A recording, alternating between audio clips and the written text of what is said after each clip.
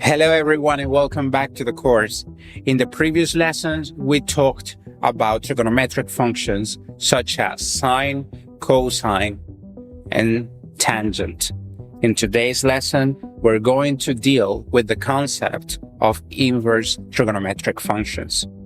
In general, the concept of inverse function of a function f is a function g such that f of g of x is equal to d of f of x, which is equal to x.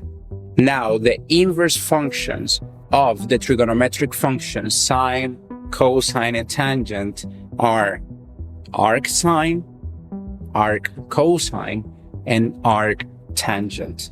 The trigonometric functions sine, cosine, and tangent, they take angles as inputs either in radians or in degrees, and they return ratios. Thus, the inverse trigonometric functions do exactly the opposite. They take ratios and they return angles. For instance, arctangent of 1 is equal to pi over 4 because tangent of pi over 4 is equal to 1.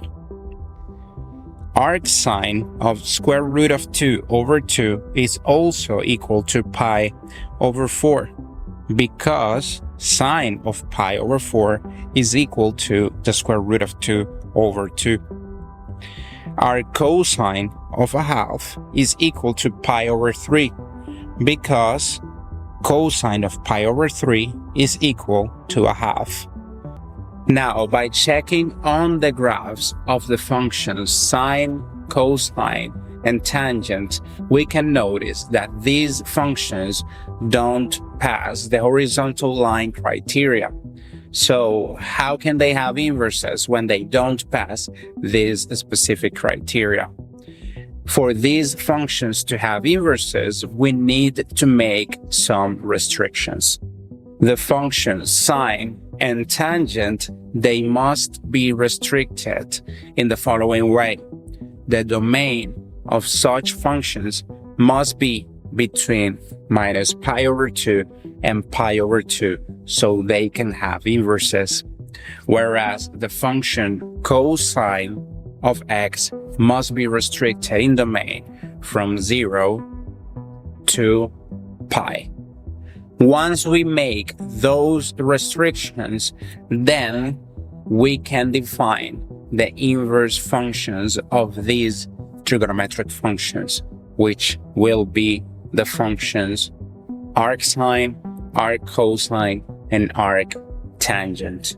Let us analyze the function arccosine of x. This is a function which domain is between minus 1 and 1, and its range is from 0 to pi. The function arcsine of x is as follows. Its domain is between minus 1 and 1, and its range is between minus pi over 2 and pi over 2. Finally, the function arctangent of x is a function which domain is all the real numbers, but its range is from minus pi over 2 to pi over 2, not including these extremes. Well guys, this is all for today. Thank you very much for putting a lot of effort into this particular lesson. In today's lesson, you won't have to solve anything at all, but in the next one, we will put this knowledge into practice by solving trigonometric equations. So, as always, see you in the next lessons.